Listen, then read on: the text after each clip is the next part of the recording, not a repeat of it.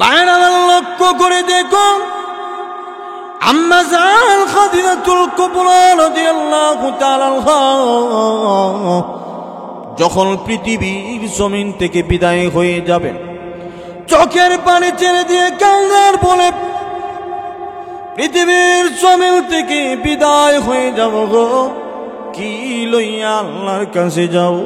অথচ খাদিজাতুল কুবরা এমন একজন মহিলা যাকে আল্লাহ জিব্রাইলের মাধ্যমে বারবার সালাম জানাইছে। দুনিয়ার জমিনে নবীর মাধ্যমে জান্নাতের সার্টিফিকেট দিছে এমন মহিলা হয়েছেন খাদিজাতুল কুবরা।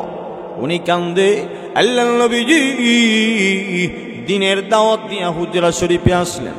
আচ্ছা দেখেন, আম্মা জান খাদিজাতুল কুবরা রাদিয়াল্লাহু তাআলা আনহা চোখের পানি ছেড়ে দিয়ে কান্দে। আল্লাহর নবী ডাক দিয়া বলেন, হে খাদিজা, এভাবে চোখের পানি ছেড়ে দিয়ে কেন কান্দো? খাদিজাতুল কুবরা রাদিয়াল্লাহু তাআলা আনহা বলেন, ওগো নবীজি, আমার মনে হয় আমি আর বেশিক্ষণ নেই দুনিয়ার জমিনে থাকবো না, পৃথিবীর জমিন থেকে বিদায় হয়ে যাব। এই জন্য আমি কবরে গেলে কি জবাব দিব, আমি কি লইয়া দুনিয়ার জমিন থেকে যাব, এই জন্য কাম। আল্লাহর নবী বলেন, খাদিজা, মহান আল্লাহ রাব্বুল আলামিন একবার না দুইবার না বারংবার তোমাকে সালাম জানাইছে। আল্লাহ রাব্বুল আলামিন আমার মাধ্যমে তোমাকে জান্নাতের সার্টিফিকেট দিছে, তুমি কেন কান্দো? কিন্তু খাদিজাতুল কুবরা রাদিয়াল্লাহু তাআলা আনহা কান্না বন্ধ করে না। আল্লাহর নবী বিশ্বনবী রাহমাতুল লিল আলামিন বলেন, খাদিজা, তুমি কাঁদলে আমি বিশ্বনবী বরদাস্ত করতে পারি না, কান্না বন্ধ করে দাও রে। খাদিজাতুল কুবরা রাদিয়াল্লাহু তাআলা আনহা বলেন, ওগো নবীজি, কান্না বন্ধ করতে পারি, আমার কিছু শর্ত আছে। আপনি যদি আমার শর্ত মানেন তাহলে আমি কান্না বন্ধ করে দিব। আল্লাহর নবী বিশ্বনবী রাহমাতুল লিল আলামিন বলেন, খাদিজা রে, তুমি আমার আদরের স্ত্রী, তুমি যদি আমার কলিজাটা চাও, তোমার জন্য আমার কলিজাটা পর্যন্ত দিয়ে দিব। কি বলবা তুমি বলো? আম্মা জান খাদিজাতুল কুবরা বলেন, ওগো নবীজি, আমি কান্দি, আমি যখন পৃথিবীর জমিন থেকে বিদায় হয়ে যাব, দিনের কাজে খেয়ে আপনাকে সাহায্য করবে, কাফির মুশরিকরা নির্যাতন করলে কে আপনার পাশে দাঁড়াবে গো? এই জন্য বারবার চোখের পানি ছেড়ে দিয়ে কান্দি। আমাকে যেন ইখলাসের সাথে আপনাদেরকে আমলের নিয়তে শ্রবণ করার তৌফিক দান করেন। সবাই বলেন আমিন। আমার তেলাওয়াতকৃত আয়াতের ভিতরে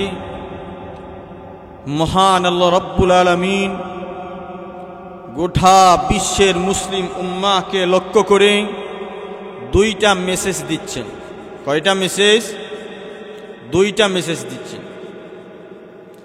আল্লাহ রাব্বুল আলামিন আয়াতের প্রথমাংশে বলেন, ইয়া আইয়ুহাল্লাযীনা আমানু, হে ঈমানদারেরা, ইত্তাকুল্লাহ, আমি আল্লাহকে ভয় করো, হাক্কা তুকাতি, ভয় করার মতো ভয় করো। দ্বিতীয় নম্বর মেসেজ দিলেন, ওয়ালা তামুতুন্না ইল্লা ওয়া আনতুম মুসলিমুন, সাবধান, কেউ মুসলমান না হয়ে মরবা না। প্রথম নম্বর মেসেজ দিলেন, আমি আল্লাহকে ভয় করো। দুই নম্বর মেসেজ দিলেন, সাবধান, মুসলমান না হয়ে কবরে আসিও না।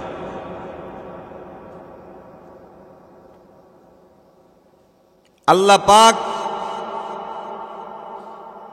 মুসলমানদেরকে বলছেন, কোনো অমুসলিমকে বলেন নাই। আল্লাহকে ভয় করার জন্য মুসলমানকে বলছেন। কেন আল্লাহ মুসলমানকে বললেন? মুসলমানরা তো এমনিতেই আল্লাহকে ভয় করার কথা।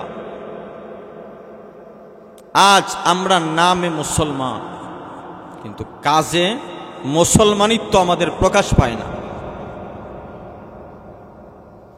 মসজিদের মিনার থেকে প্রতিদিন আমাদেরকে 5 বার ডাকা হয়। আপনাদের চাঁদপুরে ডাকা হয় না? কিন্তু নামাজের সময় মহিলা পুরুষ যুবক বুড়া অনেক মানুষ দেখবেন মসজিদের কিনার দিয়ে হেঁটে যায়, কিন্তু নামাজে যায় না। আসেনি আপনাদের এলাকাতে? বুঝা গেল তার ভিতরে আল্লাহর ভয় নাই। তার ভিতরে সে যে দুনিয়ার জমিন থেকে বিদায় হবে এই ভয়টা নাই। তার ভিতরে আল্লাহর ভয় না থাকার প্রধান কারণ কি? হুব্বুদ দুনিয়া ওয়া কারাহাতুল মাউত। আল্লাহর নবী যে হাদিসে বলেন, 2টা জিনিসের কারণে তার ভিতরে আল্লাহর ভয় নাই। 1 নম্বর কারণ হলো দুনিয়ার প্রতি তার প্রেম ভালোবাসা। 2 নম্বর কারণ হলো আমি লম্বা হায়াত পেতে চাই, মরতে চাই না।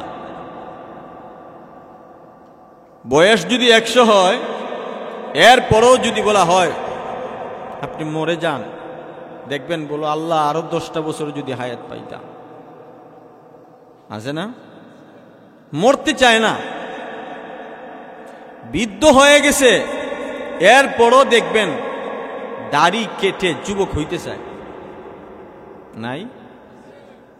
বুঝাইতে চায় যে আমার বয়স কিচ্ছু হইছে না, এখন আমি এখনো যুবক। তার ভিতরে একমাত্র কারণ হলো দুনিয়ার ভালোবাসা, দুনিয়ার মোহাব্বত ঢুকে গেছে। যে গুনাহ মানে করব অসুবিধা নাই, হারাম কাজে টাকা ইনকাম করব অসুবিধা নাই, আমার সুন্দর বাড়ি চাই।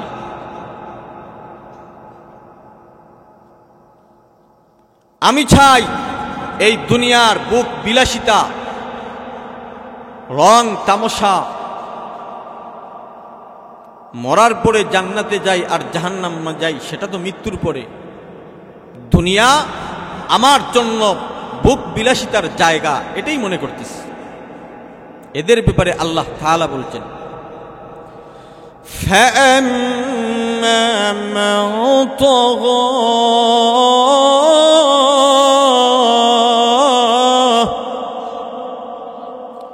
وَآثَرَ الْحَيَاةَ الدُّنْيَا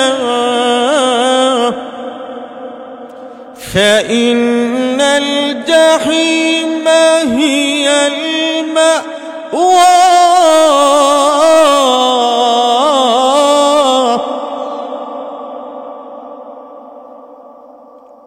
যারা সীমালঙ্ঘন করবে, দুনিয়াকে বুক বিলাসিতার জায়গা বানাবে,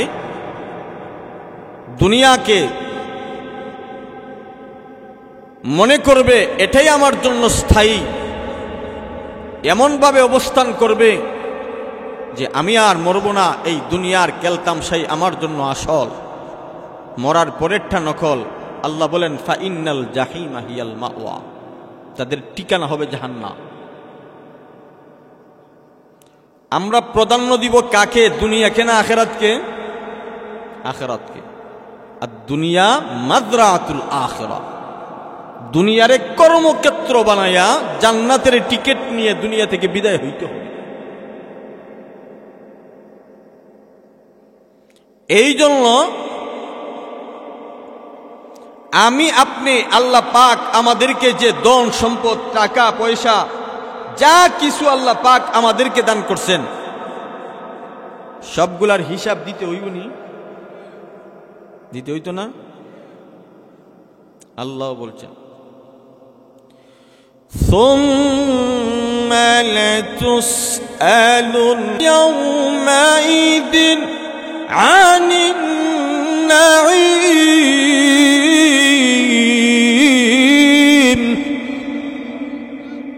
বান্দা যা দিলাম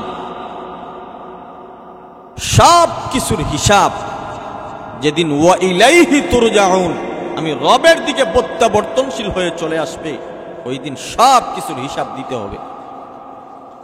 কিন্তু আমাদের ভিতরে আল্লাহর ভয় নাই। যেমন পুরুষ তেমন মহিলা, মহিলারা দেখবেন স্বামী বিদেশ থেকে টাকা পাঠায়, হাতে নেই মোবাইল, এক সাইডে রাখে ব্যাগ। মোবাইলটা ব্যাগের ভিতরেও রাখতে পারতো, কিন্তু হাতে রাখে কেন? রাস্তায় হাঁটে আর বুঝায় যে আমার স্বামী বিদেশে থাকে, আমার স্বামী বিদেশে থাকে, মানে আমার টাকার অভাব নাই।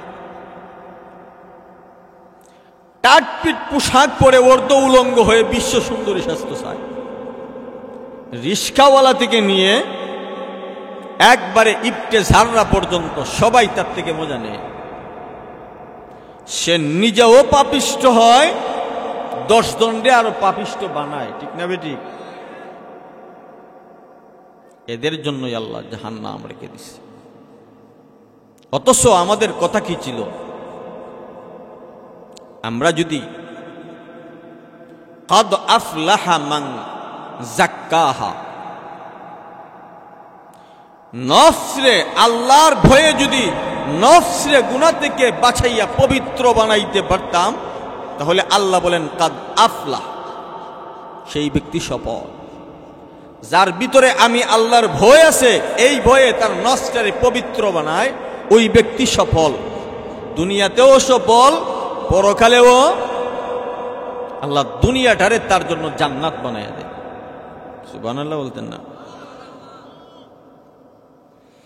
বায়ান আমার লক্ষ্য করে দেখুন, তারিখ ইবনে জারির তাবারি নামক কিতাবের ভিতরে এসেছে,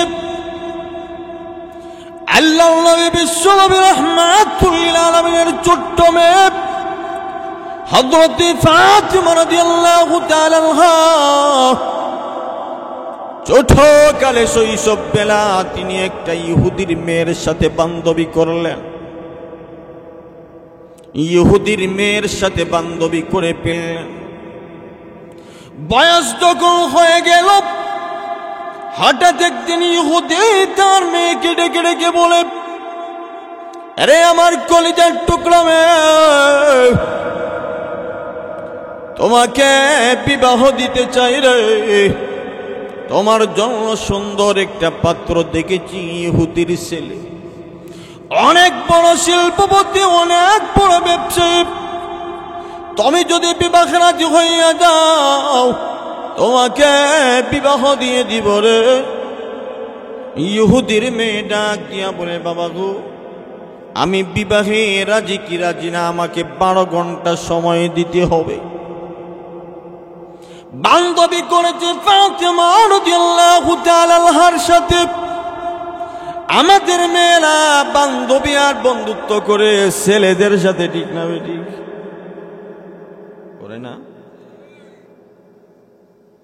কিন্তু আল্লাহর নবীর মেয়ে ফাতিমা রাদিয়াল্লাহু তাআলা আনহা ওই ইহুদি মেয়ের সাথে বান্ধবী করে ফেলেছে। ইহুদির মেয়ে 12 ঘন্টা সময় নিয়ে ফাতিমা রাদিয়াল্লাহু তাআলা আনহার কাছে আসলেন। হ্যাঁ আমার বান্ধবী ফাতিমা, ছোটবেলা থেকে তোমার সাথে চলাফেরা করেছি। ফাতিমা গো, যতবার বিপদে পড়েছি তোমার কাছে পরামর্শ চেয়েছি। ফাতিমা, সুন্দর পরামর্শ দিয়েছ। এবার আমাকে বলো, আমার বাবা আমার জন্য বিবাহ ঠিক করেছে একটা ইহুদির ছেলের সাথে। ছেলে দেখতে বড় সুন্দর, আমার অনেক টাকাওয়ালা শিল্পপতি, আমি কি বিবাহে রাজি হব নাকি রাজি হব না? ফাতিমা রাদিয়াল্লাহু তাআলা আনহা বলেন, বান্ধবী রে, তোমার বাবা তোমার বিবাহ ঠিক করেছে, আমি এখানে কি বলবো, তুমি বিবাহে রাজি হয়ে যাও। ইহুদি বান্ধবী ডাক দিয়া বলে, ফাতিমা, বিবাহে যদি রাজি হইতে হয়, আমার একটা শর্ত আছে, তুমি ফাতিমা আমার বিবাহে যাইতে হবে। ফাতিমা রাদিয়াল্লাহু তাআলা আনহা বলেন, বান্ধবী, আমি মুসলমানের ধর্মের নবীর মেয়ে ফাতিমা, আর তুমি ইহুদি, আমি কেমন করে তোমার বিবাহে যাব? না, আমি তোমার বিবাহে যাইতে পারব না।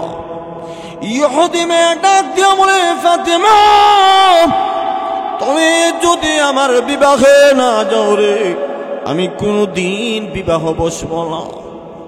ফাতেমা রাদিয়াল্লাহু তাআলা আনহা বললেন, বান্ধবী যাও, আমি রাজি আছি, তোমার বিবাহে যাও। মেয়েটা দৌড় দিয়ে বাড়িতে যাইয়া বাবা খেয়ে গিয়ে বলে, বাবা গো, আমি বিবাহে রাজি আছি, কিন্তু আমার একটা শর্ত আছে। ইসলামের নবী মুহাম্মদের মেয়ে ফাতেমা আমার বান্ধবী, ফাতেমাকে বিবাহে ইনভাইট করতে হবে, দাওয়াত দিতে হবে। ইহুদি ডাক দিয়া বলে, হ্যাঁ কলিজার টুকরা মেয়ে ফাতেমা, মুসলমানদের ধর্মের নবীর মেয়ে, আমরা হয়েছি ইহুদি, ফাতেমা কেন তোমার বিবাহে আসবে? আর তাছাড়া ফাতেমা তোমার বিবাহে যদি আসে, পুরাতন জামা পরিধান করে আসবে, কারণ তার বাবা একজন গরিব মানুষ, তার বাবা ভালো জামা দিতে পারবে না। যে ব্যক্তি এক বেলা খাবার জুগালে দুই বেলা খাবার দিতে পারে না, এই ফাতেমা যদি পুরাতন জামা পরে তোমার বিবাহে আসে গো, তাহলে আমাদের কলঙ্ক লেগে যাবে না, ফাতেমাকে দাওয়াত দেওয়া যাবে না। হ্যাঁ বাবা, ফাতেমাকে যদি বিবাহে দাওয়াত না দেন, খোদার কসম করে বলি গো, জীবনে কোনোদিন আমি বিবাহ বসব না। এবার ইহুদি ডাক দিয়া বলে, হে কলিজার টুকরা মেয়ে, তুমি যদি বিবাহ না বসো, একমাত্র মেয়ে আমার তো মানহানি হয়ে যাবে, সম্মানহানি হয়ে যাবে, কলঙ্ক লেগে যাবে। আমি এক শরতে রাজি আছি, ফাতেমাকে তোমার বিবাহে দাওয়াত দেওয়া যাবে। ফাতেমা যদি নতুন জামা পরিধান করে তোমার বিবাহে আসে রে, ফাতেমাকে দাওয়াত দেওয়া যাবে। ফাতেমাকে নতুন জামা পরিধান করে আসতে হবে। এবার ইহুদি বান্ধবী ফাতেমা রাদিয়াল্লাহু তাআলা আনহার কাছে হাজির হয়ে গেছে। ফাতেমা গো, তুমি আমার বিবাহে যাও, আমার বাবা কিন্তু রাজি না, একটা শর্তে রাজি হয়েছে, নতুন জামা পরিধান করে যেতে হয়। ফাতেমা রাদিয়াল্লাহু তাআলা আনহা বলেন, বান্ধবী তুমি তো জানো আমার বাবা একজন গরিব মানুষ।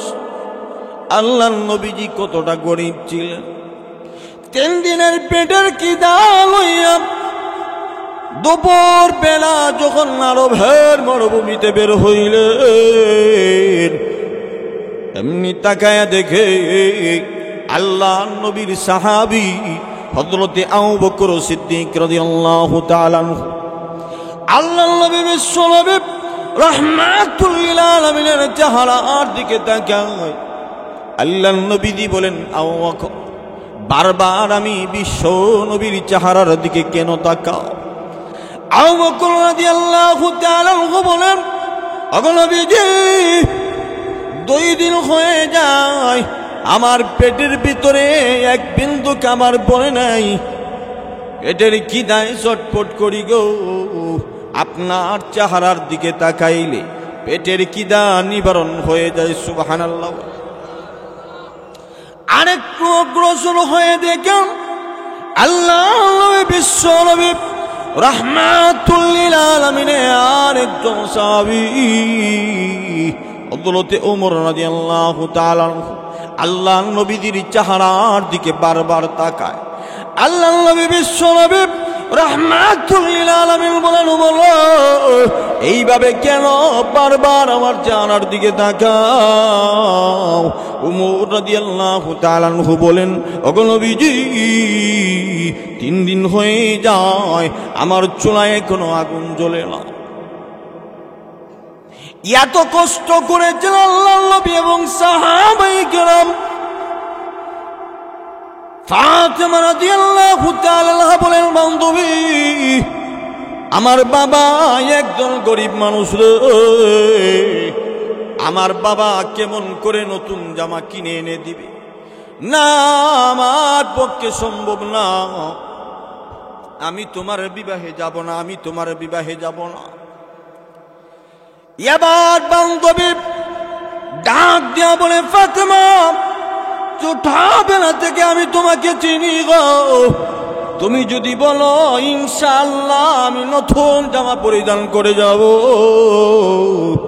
আমার বিশ্বাস তোমার রব, তোমার আল্লাহ তোমাকে নতুন জামার ব্যবস্থা করে দিবে। আল্লাহু আকবার। ফাতেমা রাদিয়াল্লাহু তাআলা আনহা বলেন, বান্ধবী, ইনশাআল্লাহ তোমার বিবাহে আমি যাব, আর এমন একটা নতুন জামা পরিধান করে যাব গো, যেই জামাটা পৃথিবীর সবচেয়ে দামি জামা হবে। সুবহানাল্লাহ।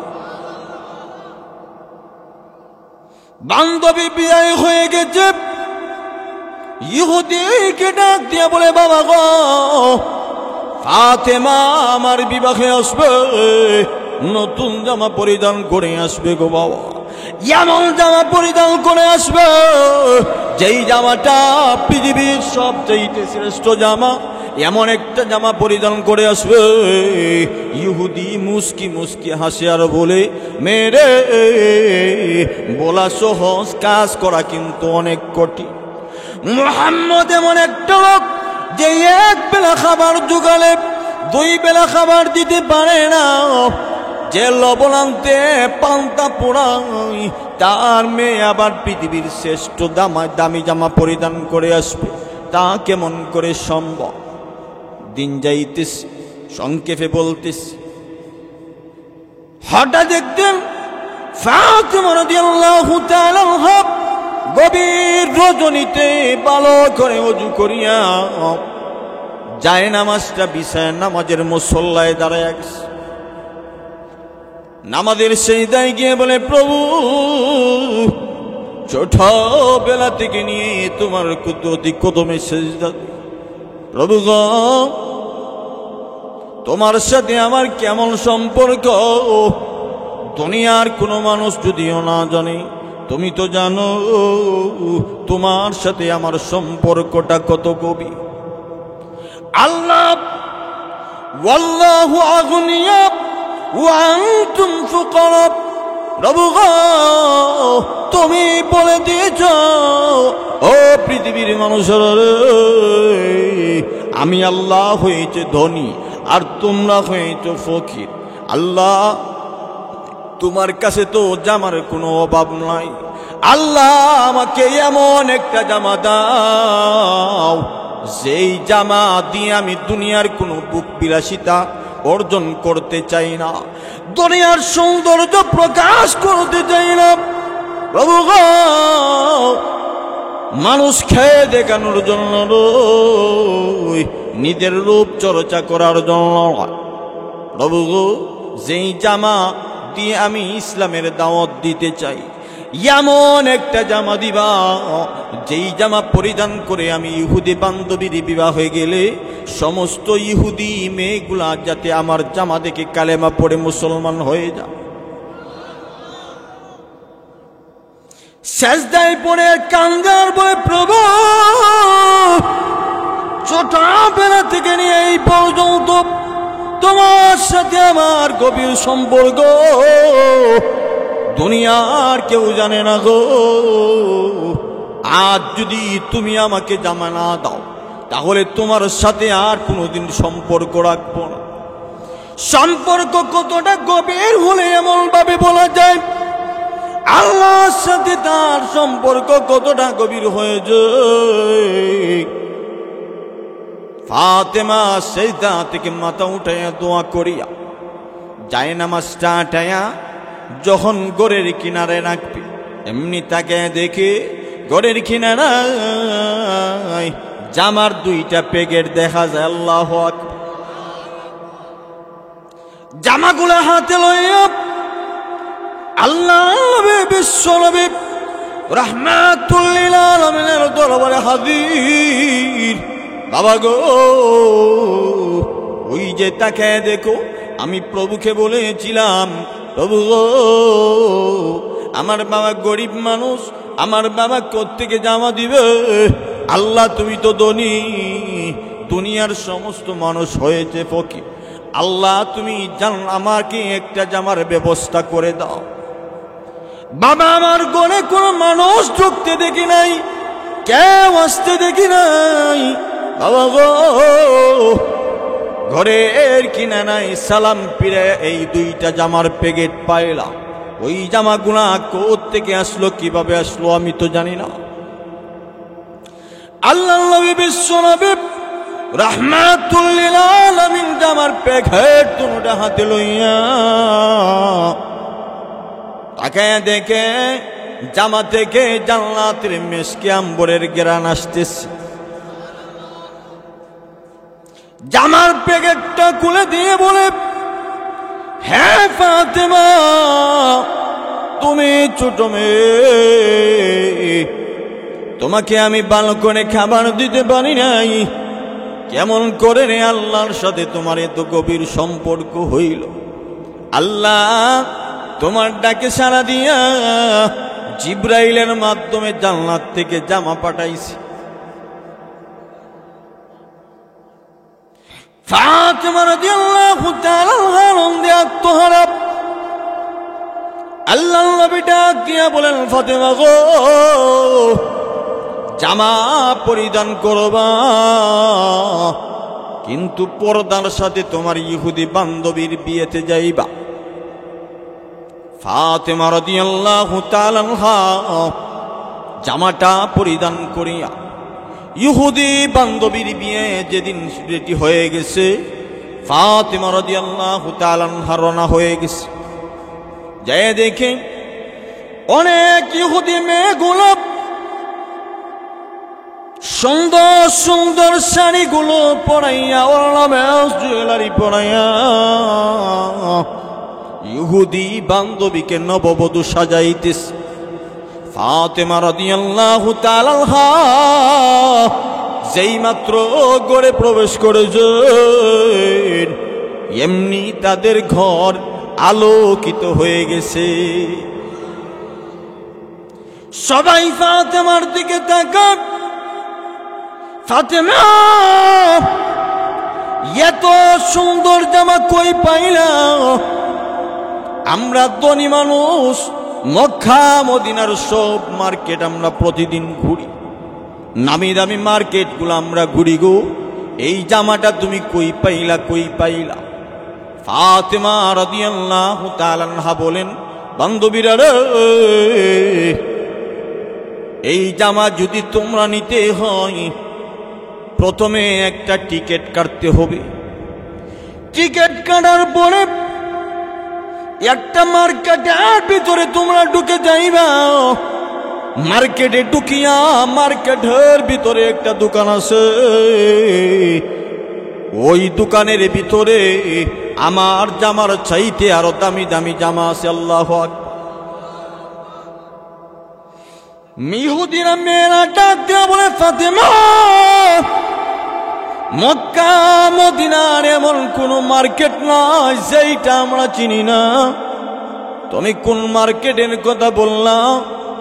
আবার টিকিট কাটে ঢুকতে হয়, এমন মার্কেটের সন্ধান তো জীবনে কোনোদিন পাই নাই। একটু বলো না, আমাদের বাপ চাচা টাকা পয়সার অভাব নাই, এরকম জামা আমরাও কিনে নিয়ে আসবো, যেই জামার আলোতে আমাদের ঘর আলোকিত হয়ে গেছে, এমন জামা আমরাও কিনে আনবো। ফাতেমা রাদিয়াল্লাহু তাআলা আনহাকে বলে, ফাতেমা বলো না কিভাবে টিকিট কাটতে হবে?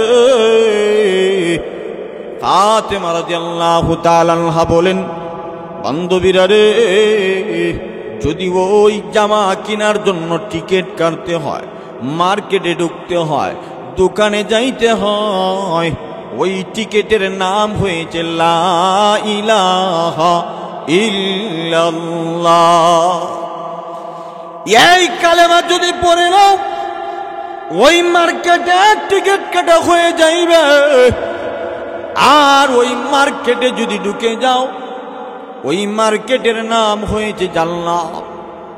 আর ওই মার্কেটের ভিতরে এমন একটা দোকান আছে, যেই দোকানের নাম হয়েছে জান্নাতুল ফেরদাউস। সুবহানাল্লাহ বল।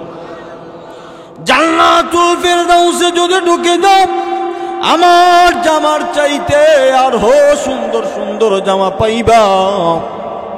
তারিখে ইবনে জারির তাবারি নামক কিতাবের ভিতরে এসেছে, 3 নম্বর খণ্ডে লেখেন, সাথে সাথে 312 জন ইহুদি মেয়ে কালেমা পড়ে মুসলমান হয়ে গেছে।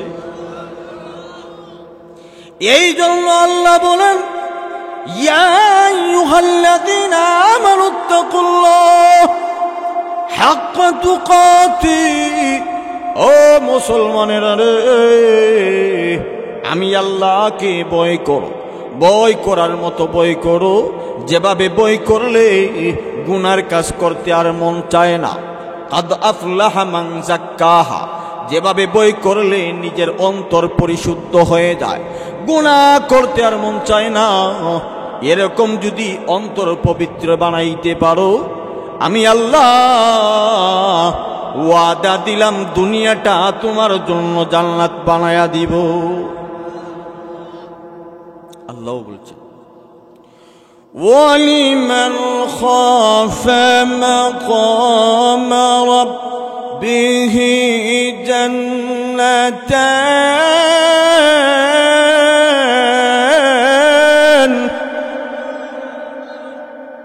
আমি আল্লাহর ভয় যদি তোমার ভিতরে ঢুকাও, আমি আল্লাহ ওয়াদা দিলাম 2টা জান্নাতের মালিক তোমাকে বানায়া দেব। এখানে আমরা যারা আসলাম, বলেন তো আমরা কি এই দুনিয়াতে চিরস্থায়ী না মরতে হবে? সব মরণশীল। আয়াতের প্রথমাংশে মুসলমানদেরকে আল্লাহ বলেন আমি আল্লাহরে ভয় করো, দ্বিতীয়াংশে আল্লাহ বলেন সাবধান মুসলমান না হয়ে মরিও না। মুসলমানকেই বলছেন মুসলমান না হয়ে মরিও না। কথাটা কেমন বুঝা গেল? আমরা সঠিক মুসলমান না, না হয়তো আমাদেরকে আল্লাহ এই কথা বলার প্রশ্নই আসে না। নামাজ নাই, রোজা নাই, টাকার গরম, ক্ষমতার গরম, লাঠির গরম, আল্লাহর দেওয়া নিয়ামত পাইয়া আল্লাহর বিরুদ্ধে আমি ব্যয় করতেছি। জবাব দিতে হবে না? আল্লাহ বলেন, وَأَمَّا مَنْ خَافَ مَقَامَ رَبِّهِ وَنَهَى النَّفْسَ عَنِ الْهَوَىٰ فَإِنَّ الْجَنَّةَ هِيَ الْمَأْوَىٰ।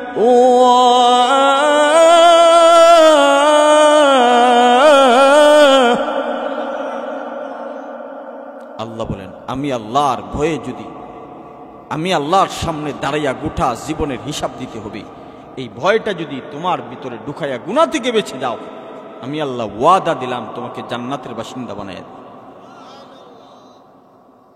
আয়াতের দ্বিতীয়াংশে আল্লাহ মরণের কথা তুলে ধরছেন। এই পৃথিবীতে যত মানুষ আছে এক গণনা অনুযায়ী প্রায় 750 কোটি মানুষ আছে। 750 কোটি মানুষের মধ্য থেকে 150 কোটি মানুষ মুসলমান, বাদ বাকি ইহুদি, খ্রিস্টান, নাসারা, ভিন্ন ধর্মাবলম্বী। সমস্ত মানুষ একটা মাসালায় একমত। আর দুনিয়াতে যত মাসালা আছে, নামাজ, রোজা, হজ, যাকাত যা বলেন, এমনকি আল্লাহ নিয়েও মত বিরোধ আছে। কেউ বলে না 360 খুদা, বলেনি? বলে। আল্লাহ নিয়েও মত বিরোধ করে। আবার কেউ তো বলে দেয়ার ইজ নো গড, আল্লাহ বলতে কিছু নাই। নাস্তিকরা বলে আল্লাহ বলতে কিছু নাই, পৃথিবী এমনি এমনি সৃষ্টি হয়েছে, আবার এমনি এমনি মেয়াদ শেষ হইলে ভাঙ্গে দিব, আল্লাহ কিছু নাই, মরার পর কিছু নাই, হাসর নাসর কবর টবর তা কিছু নাই।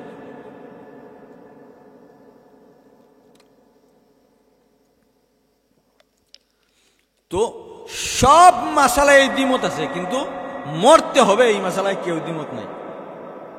ঠিক নি? আল্লাহ বলছেন কুল্লু নাফসিন যায়িকাতুল মাউত।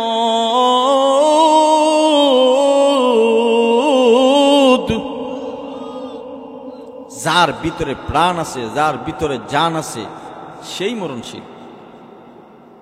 মরণ থেকে বাগ্যা রাজপ্রসাদ বানাইয়া গ্লাস ফিটিং করে যদি আমি ঢুকে যাই, আজরাইল তো আমার হাইতো না করতে পাইলাইব।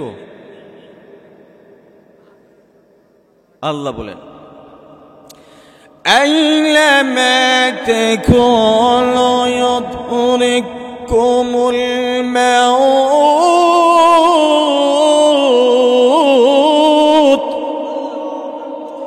ওয়ালাউ কুনতুম ফি বুরুজিন মুসাইয়াদা। আল্লাহ বলেন বিরাট অট্টালিকা বানাইয়া রাজপ্রসাদের ভিতরে গ্লাস ফিটিং করে যদি ঢুকে যাও, আজরাইল এখানেও যাইতে পারে। আরেক আয়াতে আল্লাহ বলেন কুল ইন্নাল মাউতাল্লাযী লা তাফিররুন মিনহু ফাইন্নাহু মুলাকীকুম। মরণ থেকে যতই পালাও, মরণ তোমায় লইবে গিরি। যদিও সুদূর আকাশ পানে পালাও সেটাই লাগিয়েছে, মরণ থেকে বাগার কোনো সুযোগ নাই। বাইরে আমার লক্ষ্য করে দেখুন, মসনবী শরীফের ভিতরে এসেছে হযরত সুলাইমান আলাইহিস সালাতু ওয়াস সালাম মন্ত্রীসভা বানিয়ে বসা।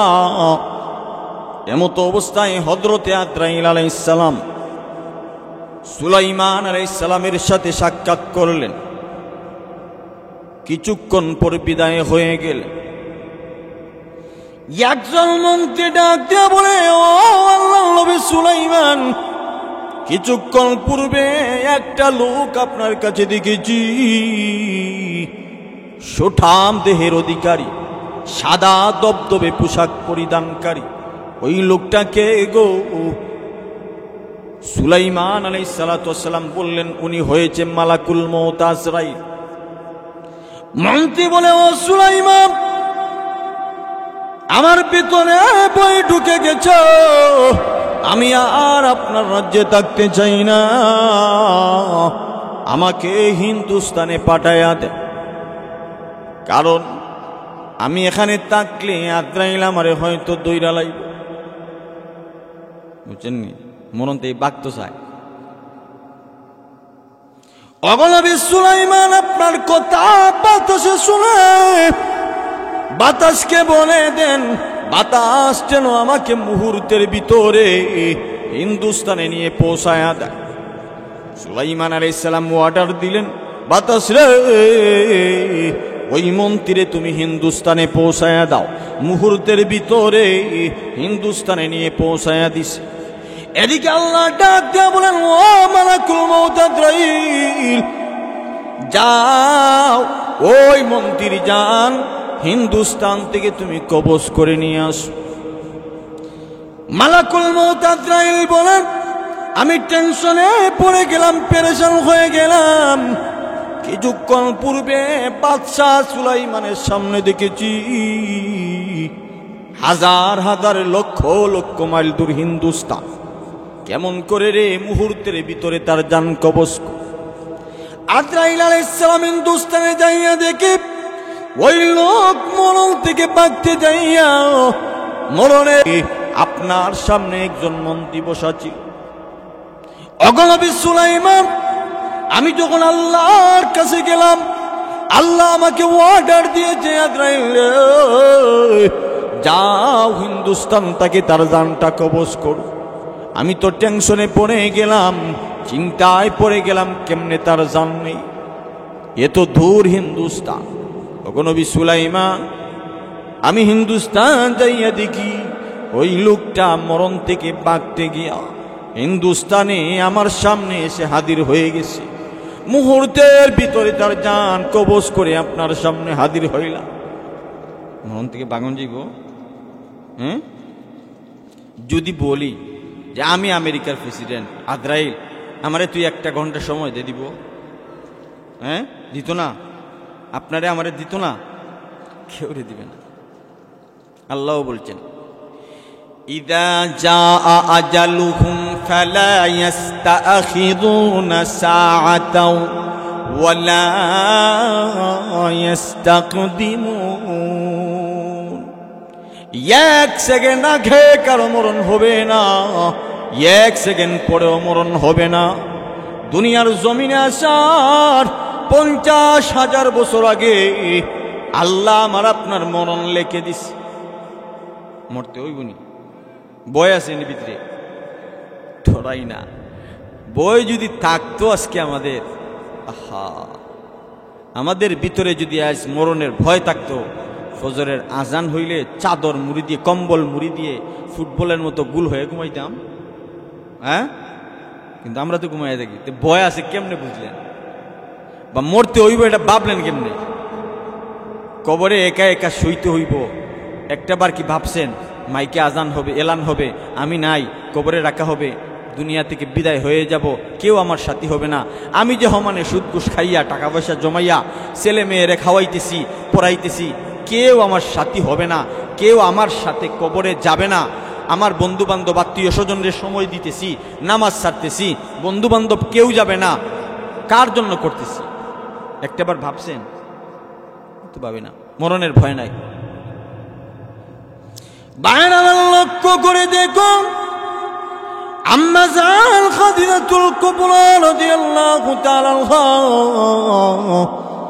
যখন পৃথিবীর জমিন থেকে বিদায় হয়ে যাবেন, চোখের পানি ছেড়ে দিয়ে কান্নার বলে, পৃথিবীর জমিন থেকে বিদায় হয়ে যাব গো, কি লইয়া আল্লাহর কাছে যাও।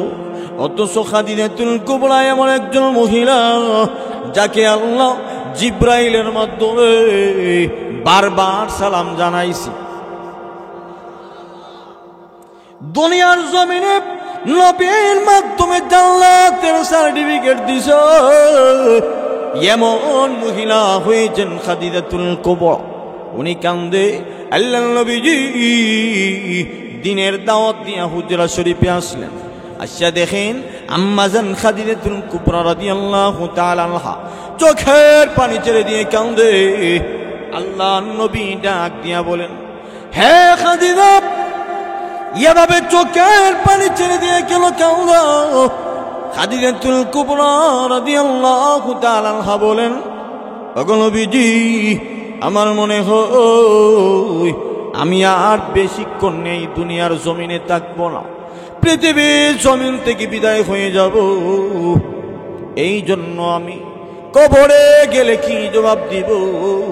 আমি কি লইয়া দুনিয়ার জমিন থেকে যাব? এই জন্য কাম আল্লাহর নবী বলেন, খাদিজা, মহান আল্লাহ রাব্বুল আলামিন একবার না, দুইবার না, বারংবার তোমাকে সালাম জানাইছে। আল্লাহ রাব্বুল আলামিন আমার মাধ্যমে তোমাকে জান্নাতের সার্টিফিকেট দিছে, তুমি কেন কান্দো? কিন্তু খাদিজাতুল কুবরা রাদিয়াল্লাহু তাআলা আনহা কান্না বন্ধ করে না। আল্লাহর নবী বিশ্বনবী রাহমাতুল লিল আলামিন বলেন, খাদিজা, তুমি কাঁদলে আমি বিশ্বনবী বরদাস্ত করতে পারি না, কান্না বন্ধ করে দাও রে। খাদিজাতুল কুবরা রাদিয়াল্লাহু তাআলা আনহা বলেন, ও নবীজি, কান্না বন্ধ করতে পারি, আমার কিছু শর্ত আছে। আপনি যদি আমার শর্ত মানেন তাহলে আমি কান্না বন্ধ করে দিব। আল্লাহর নবী বিশ্বনবী রাহমাতুল লিল আলামিন বলেন, খাদিজা রে, তুমি আমার আদরের স্ত্রী, তুমি যদি আমার কলিজাটা চাও, তোমার জন্য আমার কলিজাটা পর্যন্ত দিয়ে দিব। কি বলবা তুমি বলো? আম্মা জান খাদিজাতুল কুবরা বলেন, ওগো নবীজি, আমি কান্দি, আমি যখন পৃথিবীর জমিন থেকে বিদায় হয়ে যাব, দিনের কাজে খেয়ে আপনাকে সাহায্য করবে, কাফির মুশরিকরা নির্যাতন করলে কে আপনার পাশে দাঁড়াবে গো? এই জন্য বারবার চোখের পানি ছেড়ে দিয়ে কান্দি। ছোট্ট মেয়ে হযরত ফাতিমা রাদিয়াল্লাহু তাআলা বলেন, আম্মা গো, কান্না বন্ধ করে দাও, আমি ওয়াদা দিলাম তুমি দুনিয়ার জমিন থেকে বিদায় হয়ে গেলে আমি আমার বাবার সাথে সব সময় দিনের কাজে থাকবো। আল্লাহু আকবার।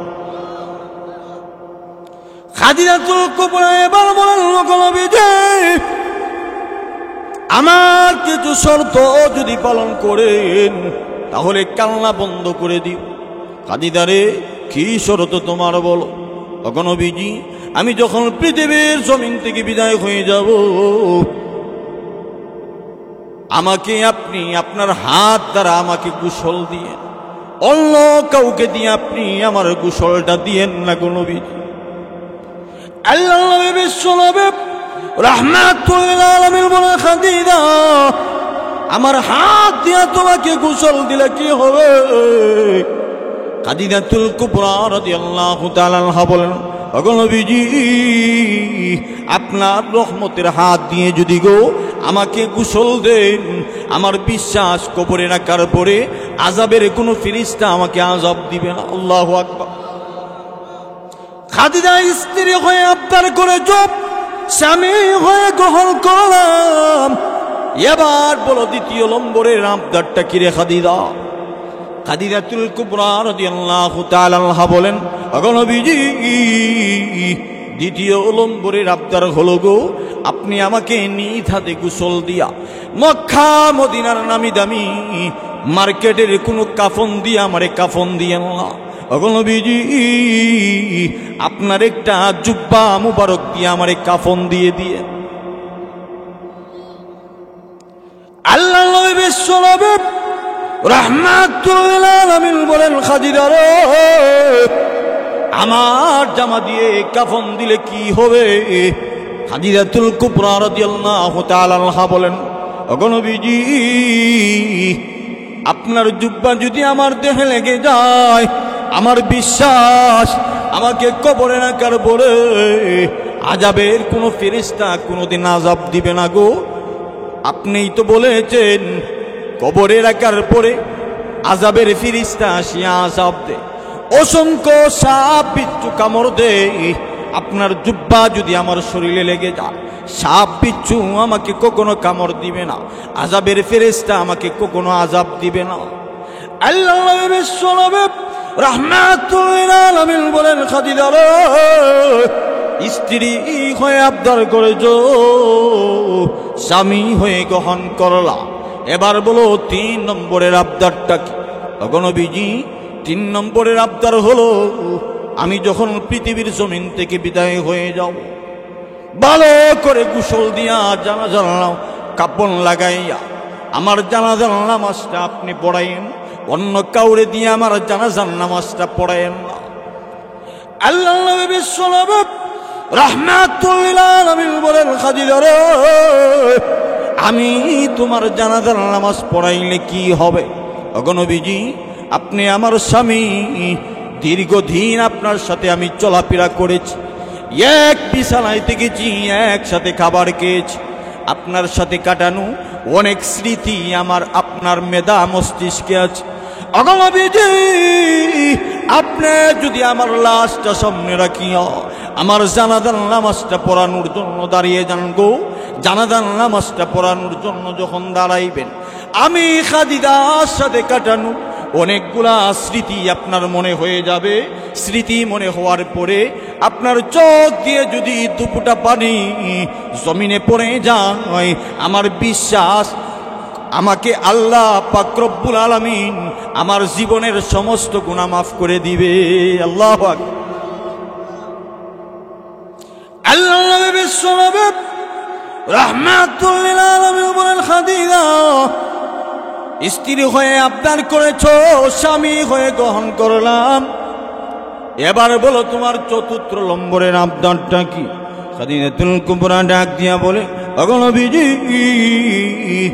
ভালো করে জানাজার নামাজটা পড়ায়া আমার কবরের ভিতরে অন্য কাউরে নামায়েন না, আপনি নেমে যান।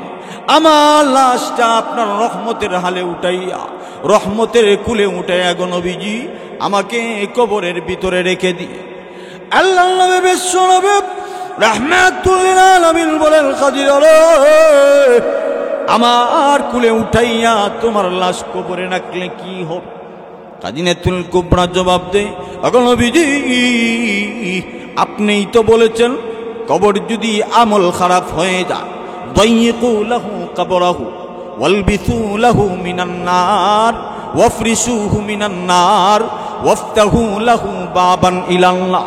ওগো নবীজি কবরটাকে সংকীর্ণ করে দেওয়া হবে, কবরে চাপ দিবে, কবরে জাহান্নামের বিছানা বিছায়া দেওয়া হবে, জাহান্নামের পোশাক পরিধান করাইয়া দেওয়া হবে, কবরটাকে জাহান্নামের দিকে করে দেওয়া হবে।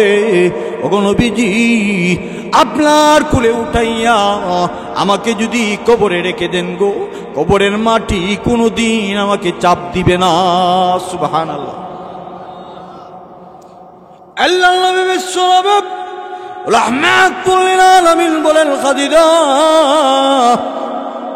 স্ত্রী হয়ে আবদার করেছ, স্বামী হইয়া গ্রহণ করলা, এবার বলো 5 নম্বরের আবদারটা। আম্মা জান খাদিজাতুল কুবরা বলেন, ওগো নবীজি আমার শেষ নসিহত, আমাকে যখন কবরের ভিতরে রাখবে, আপনিই তো বলেছেন ইয়াতিহি মালাকান ফায়াজলিসানিহি। ওগো বিশ্ব নবী কবরে রাখার পরে মাটি দিয়া যখন বিদায় হয়ে যান, 2 জন ফেরেশতা আসে, আসিয়া উঠায়া বসায়, বসায় 3টা প্রশ্ন করে, মার রাব্বুকা ওয়া মা দীনুকা ওয়া মান হাযার রাজুল আল্লাযী বুইতা ফীকুম। ওগো নবীজি মুনকার নাকির যখন আমাকে প্রশ্ন করার জন্য আসবে গো, আমি যদি কবরের প্রশ্নের জবাব বলে যাই, ওগো নবীজি আপনি আমাকে কবরে দিয়া আমার কবরের পাশ থেকে সরে যায়েন না, আপনি আমার কবরের প্রশ্নের জবাবটা দিয়ে যায়েন। সুবহানাল্লাহ বলতেন না? আল্লাহ নবী বিশ্ব নবী রাহমাতুল লিল আলামিন বলেন, খাদিজা স্ত্রী হয়ে আবদার করেছো, স্বামী হয়ে গ্রহণ করলাম। কেমন স্বামী আর কেমন স্ত্রী রে? আল্লাহ নবী বিশ্ব নবী রাহমাতুল লিল আলামিন খাদিজার ইন্তেকালের পরে নিজ হাতে গোসল দিয়া, নিজের জুব্বা মুবারক দিয়ে কাপন দিয়া, নিজে জানাজার নামাজটা পড়াইয়া, রহমতের কুলে উঠে এক কবরে রাখিয়া, কবরের পাশ থেকে সবাই বিদায় হয়ে যায়, আল্লাহ নবী বিদায় হয়ে যান, চোখের পানি ছেড়ে দিয়ে কান্দে। ওমর রাদিয়াল্লাহু তাআলা আনহু বলেন, ওগো নবীজি আপনি যদি ওইভাবে খাদিজার কবরের পাশে বসিয়া কান্দেন, আমরা সাহাবায়ে কেরাম কেমনে বরদাস্ত করব গো?